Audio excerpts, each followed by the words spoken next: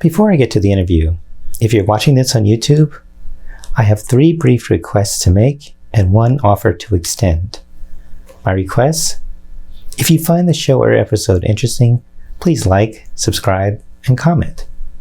My offer: if you want to receive no more than 1 email a week with a link to the new TWiSP episode, click the link in the description and then enter your email address. By doing this, you assure you will be notified no more than once a week about new TWiSP episodes. Thanks. I appreciate it. Professor Knight, thank you for joining us. Thank you so much for having me. So, the subtitle of your paper indicates that the paper will convey the, quote, role of naturalizing analogies in American corporate development. The subtitle, therefore, presupposes that analogies played a role in American corporate development. But stepping back from your paper for a moment, I would have thought that money, economic arrangements, and entities like corporations are a matter of solid law, not something as squishy as an analogy. So what possible role can analogies have, and how? I mean, how have people talked about analogies in a way that suggests they might matter for something like this? That's an excellent question, and I'm glad we're getting started that. I want to start by saying that it is, of course, absolutely the case that if you want to explain a phenomenon as broad as American corporate development, you have to go to power, to money, to economics, all that. The thing that I'm trying to do on this paper is focus on one aspect that I think has been underanalyzed in American corporate development, and that is analogies. So your question is, why would something as squishy as analogies be so determinative of something like corporate regulation or corporate law? And the reason that I think it is, particularly in the realm of American corporate law, is that one thing you learn that I think is very interesting when you start delving into the expansion of corporate rights over the course of the last 200 years of American jurisprudence is it's actually the case that the American Supreme Court has never really laid out in detail an extended justification of why it's the case that corporations should have rights that have been traditionally reserved for citizens, things like 14th Amendment protections or 5th Amendment protections. In fact, they sort of have supposed that corporations have had those rights. And the way that they've supposed it is either by citing precedent or by using this kind of metaphorical language that ends up playing such a large role in my story. They say things like, well, corporations have the rights of persons, or corporations are like associations or partnerships. So metaphor and analogy actually has ended up playing a pretty big role in American jurisprudence about corporations. And that's not going to be true of all phenomena, but I think in this case, metaphor and analogy has played a role in understanding and answering for the court the question, what is a corporation? So you're suggesting, just to make sure that I understand, that there are these entities out there that analogies don't seem to play a role, but the corporation and some other economic entities, which I at pains to figure out what they are, but things like a particular economic arrangement do, or actually have been drawn using analogical reasoning. Yeah, and that's absolutely right. And so just to make clear why that's the case, if you're a court and you're trying to do something like answer a question, what are the rights that a corporation has in this particular dispute? The only way to go about answering that is sort of to deal with this question of, well, what is a corporation? Should it have the same rights as its shareholders, or is it a different sort of entity that should have a distinct set of rights? So in answering that kind of question, what is a corporation? What rights does it have? Analogical reasoning, is it more like a person? Is it like this other kind of economic association that we've had in kind of American economic history, has played a big role. Okay, well, there you said another word of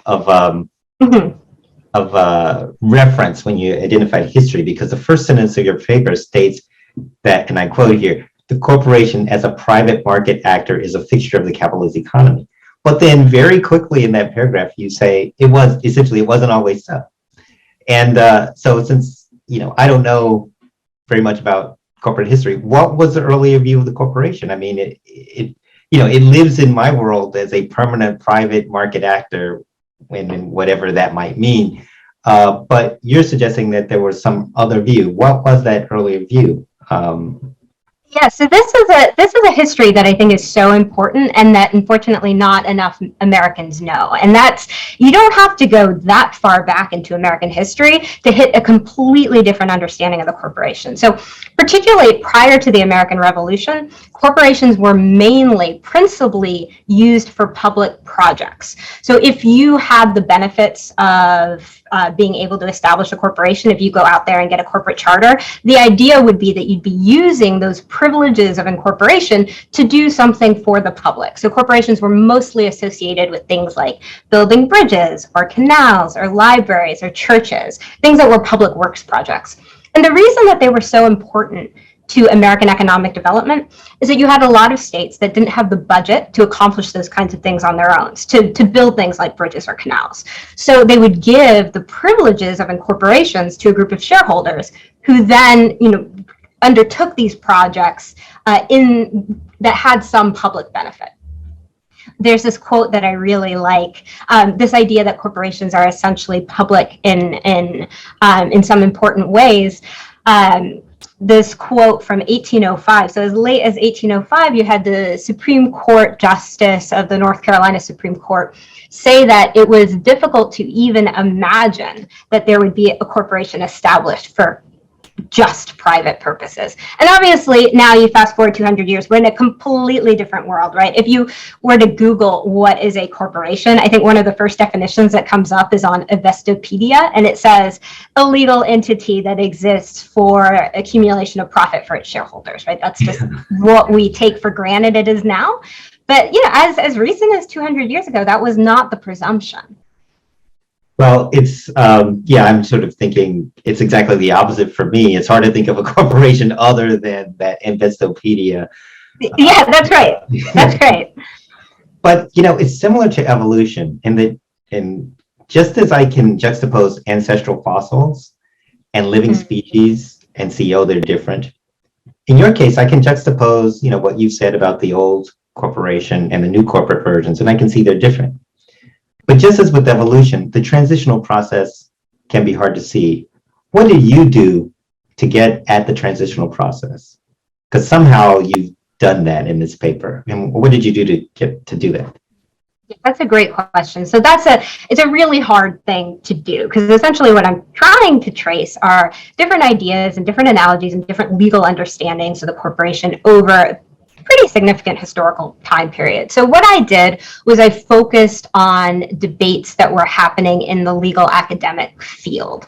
So basically between 1870 and 1930, what I did was take the kinds of materials that lawyers would use to teach law students or to make kind of legal arguments, things like legal treatises, also legal textbooks, and then case books became a way that law was taught towards the end of my period.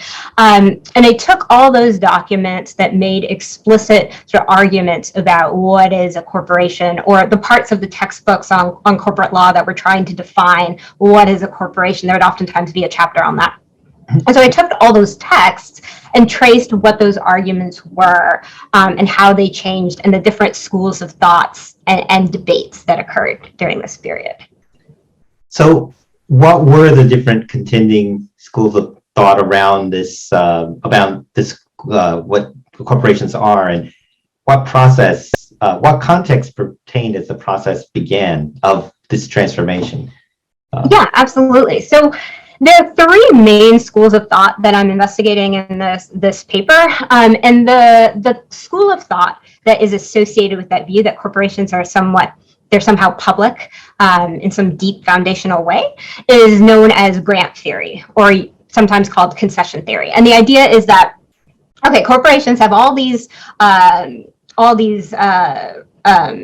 rights. They have the right to limited liability. They can contract as an individual. They have infinite life. Those are all rights that were given to them by the state. So in essence, they are grants of power from the state, or the state has conceded their concessions of power from the state. And so that's a view that says, first and foremost, corporations are these artificial, intangible beings. It's associated with John Marshall's famous definition from the Dartmouth College case. They're these artificial, intangible beings that exist only in creation, only due to the creation of law. So that's Grant view. And Grant view, the Grant theory of the corporation really diminishes over the course of my period, such that even though there are elements of it that of course still remain, that idea that they're fundamentally grants of power from the state is pretty diminished. It's pretty much in the background now. There were two alternative sets of views, two alternative theories that arose in the late 19th century that offered different kinds of definitions of what the corporation were. And both of those kind of draw an analogy between corporations and persons. So on the one hand, one view is called association view. And so that's the view that essentially when you're asking the question, what is a corporation? The answer is that it's no more complicated than just a group of shareholders. It's just a legal fiction that exists in order to kind of collectivize the private property of these shareholders. And you want to answer the question, well, what's the rights of the corporation? You just look to the rights of the shareholders. There's nothing else going on. On the other hand, the competing view, I refer to here as natural entity theory. Some other theorists have, some other legal scholars have referred to it as natural entity theory too. And it argues that, instead of the corporation just being a group of shareholders, it's better to understand it as like its own person. When you create a corporation, it's this real separate entity and has to be treated differently than the shareholders. Maybe it should be taxed differently than the shareholders. Maybe you can hold it accountable for crimes as though it were a person. So those two views, the corporation is like a person, the corporation is just like an association of shareholders, sort of arose and were competing articulations that rose to prominence while the Grant view was sort of displaced. So why? So the Grant view sounds like it's consistent with that earlier view of corporations as basically public ways of getting public works done. Yeah. So what leads to a diminishment of that perspective? I mean, it doesn't sound like people just woke up one day and said, hey, we don't want this anymore. So was there any kind of kicking off event or something more subtle and long running that undermined that perspective? Or was it just better and they just rose up and... No. It diminished over a course of a really long time, over more than a century. And there's some debates about what the most important event was that kicked off that kind of diminishment. In fact, one of the things I'm trying to do in this article is push back against some of the kind of standard taken for granted views of what that event was. So kind of in most classical historiography about American corporate history, the event that people think has been most important in the diminishment of the Grant view was the rise of what are called general incorporation laws. So just to explain that a little bit, if like in 1800, if you were to try to get a corporation or organize a corporation with some other shareholders, you'd have to appeal directly to the state legislator. You couldn't just file some paperwork. So you would have to appeal to get a charter, and the legislator would actually have to pass a special act in order to give you that sort of right. And because of that, there was the view, you could really see the role of the state in creating that corporation. General incorporation laws were a way to try to democratize access to corporations. So you had a lot of populist movements saying it's not fair that only these elites are getting access to corporations. So instead, we should make it an easier, more bureaucratic process. And so general incorporation laws were passed by different states at different times. I think the first was in 1812 in New York, but most of them happened in the mid-19th century, were passed by the mid-19th century. So the contemporary or the kind of classic historiography of this is that once you had these general incorporation laws, once you didn't have to go plead your case in front of a state legislator, then it was easier to think, okay, corporations are just these private entities. All I had to do was organize and file this form. One of the things I'm trying to show is that actually it took much longer for that view to fully fade. In fact, people were still using that view in the late 19th century. So there's not this one-to-one, you pass general incorporation laws and then the idea that they're creations of the state fades. It takes longer than that.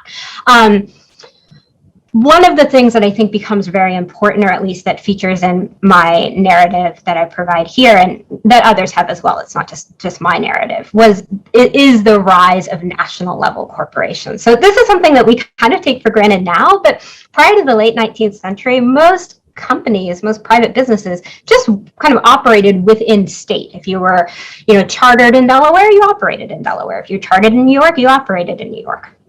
It was only kind of with the rise of the second industrial revolution that you had businesses that were big enough to be chartered in Delaware and operated in Texas, right?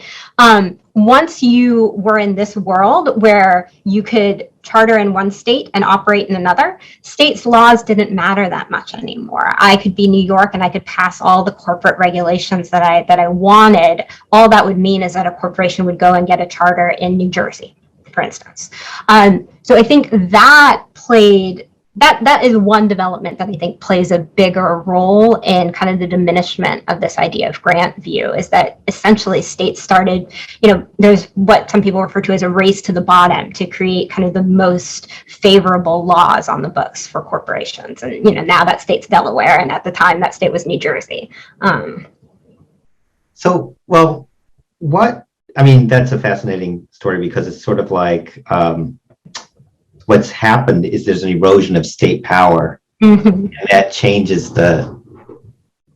creates conditions where the understanding of what a corporation actually is can start to move. Absolutely.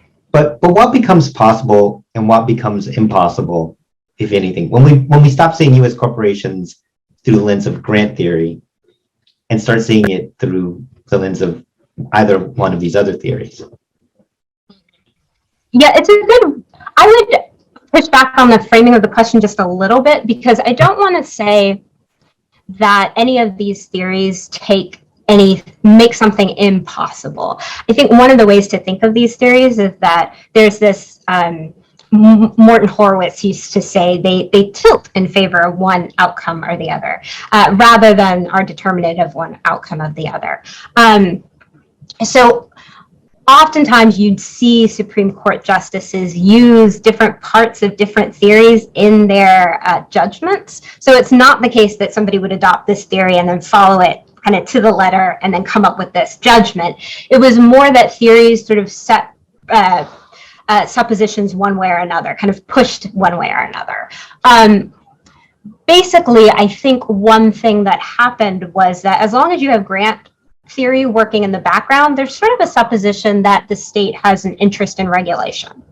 Once you have an association theory where the corporation's nothing more than the rights of the shareholders, it becomes easier to see corporate rights as being the same as shareholders. In fact, that legal thinking has been kind of behind the extension of a large set of rights to corporations. So things like kind of more recently corporate political speech rights, that was Citizens United in 2010, corporations having religious freedoms, that was Hobby Lobby in 2014. Those cases they weren't using this association view, but they use this idea that essentially they're kind of ignoring the corporation, they're piercing the corporate veil and taking the rights of the shareholders and reading those as the rights of the company. So the fact that like the Green family who owns Hobby Lobby has religious protections means that the privately held corporation that they run also has these religious protections. So that kind of theory makes it easier to read rights into the corporate entity. Was that the aim or the reasoning or the goal of the original adherents? I mean, what motivated their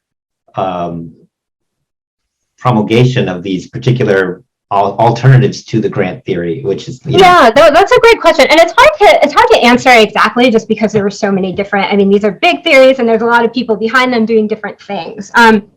The kind of avatar I take of the association theory is Victor Morwitz, who wrote this treatise that's most associated with it in the late 19th century. That was actually a hugely influential treatise on corporate law.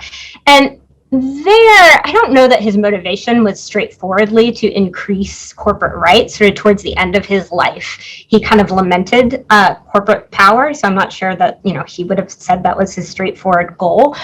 But he was oftentimes a corporate lawyer, and that view was used to try to fight for corporate rights. So for instance, they weren't trying to get political speech rights or religious rights at that time, but they were trying to do things like evade state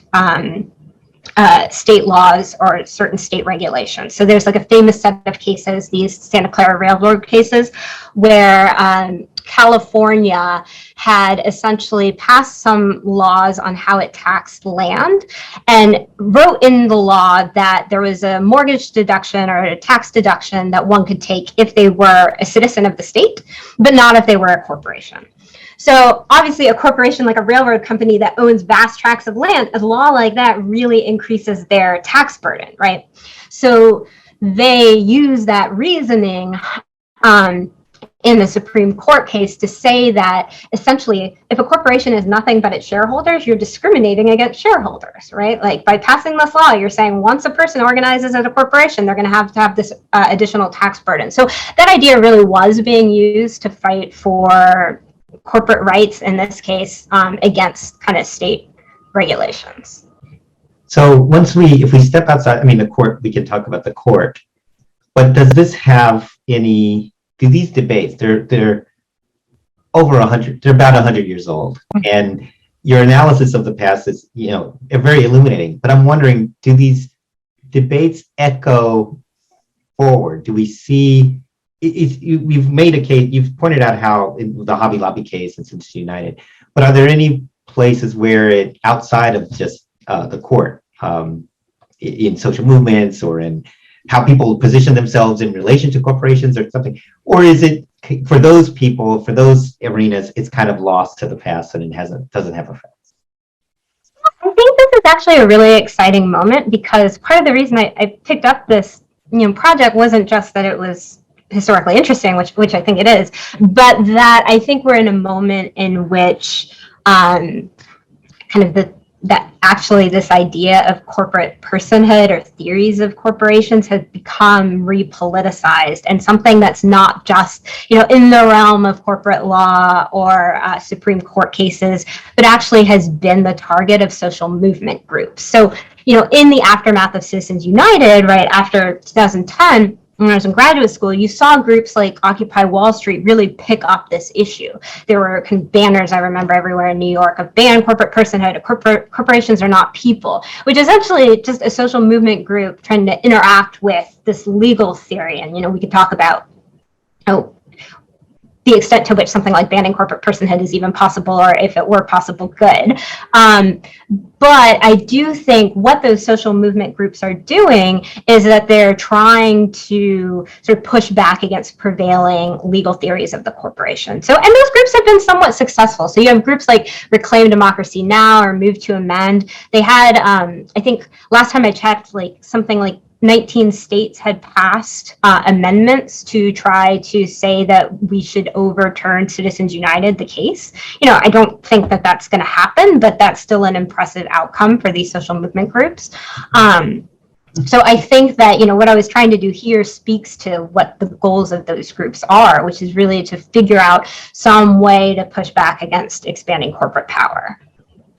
Yeah, I mean, it's interesting because at some points in the paper, you note that there was an assumption that the entity theory and the natural entity theory and the associational theories were ways of constraining corporations because they had moral obligations, because of course people have moral obligations. But the way it's played out is very different. It's almost like I don't know how much it's dependent upon these perspectives, but yeah, the idea of corporations having moral responsibilities. Some do take that seriously. Obviously, they engage in that way, but it's not the idea that it's definitive of a corporation is not so clear. Yeah, that's right. This is not the use of the language of a corporate person is not what a lot of these legal theorists had been intending. And that's one of kind of the ironies of this history. I think, you're right to question, and I'm trying not to make the point here that we've ended up in this world because it's the case that these progressive legal theorists were pushing for this idea that corporations are like people.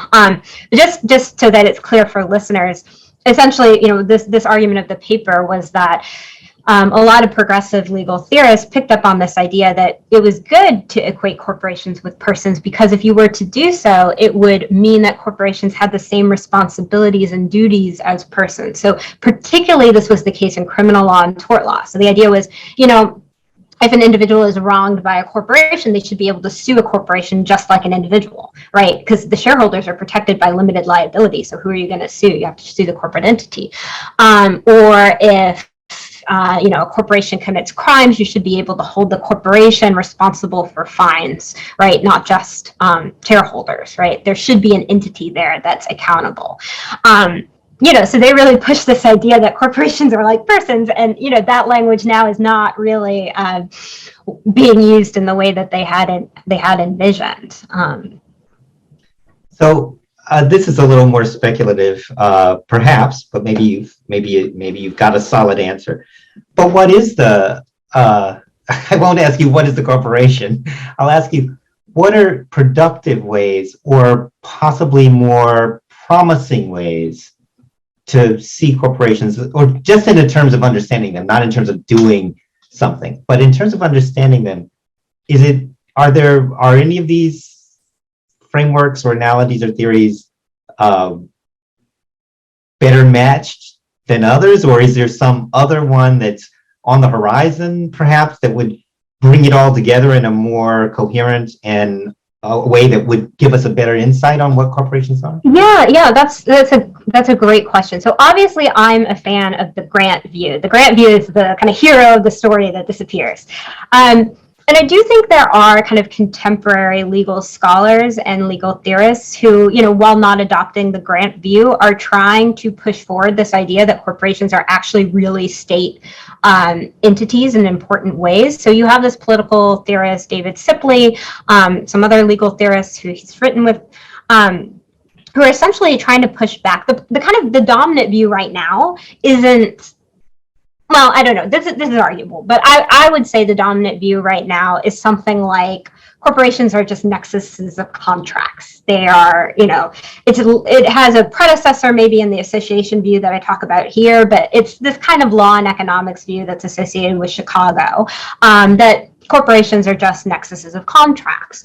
And what these legal scholars have been trying to do is say, like, that's actually a mistake. You can't get to the kinds of protections that corporations have now, and they have different names for these, and it gets into the details, but things like entity shielding. You can't have the kind of structure of a public C corporation now without having the state kind of come in and intervene. You couldn't contract your way to a corporation. It is very importantly a state privilege, or a grant of power from the state. So while it's not using that exact same language of grant power, it has that spirit of trying to point to the way it is fundamentally a state creation. And I also think this is more in terms of solutions than just the idea of the corporation, but some of that language has been picked up by some prominent politicians. Elizabeth Warren in her presidential campaign, and I forget the name of the act exactly. It was the Accountable Capitalism Act, or Capitalism Accountability Act. It was really pushing for the idea, and this will never happen, or maybe not never, but it's not going to happen soon, of federal chartering for corporations, because the idea is that would make it clearer that corporations, it's not just that they can move to Delaware and have no regulations, but that there should be a process of that they're creations of the federal state. So you see in that act some of this language of just kind of the fundamentally public nature of corporations. And so that idea, I think, is still somewhere. Professor Knight, we spend so much of our time and money engaging with corporations, but they are around all the time, and they channel and constrain and enable what we can do in a lot of ways. It's been really nice to take a step back and think about the history as well as the contemporary understandings of corporations. So I really want to thank you for doing the hard work to excavate this, and thank you for coming on and sharing your insights with us today. Thank you so much for having me. This has been a real treat.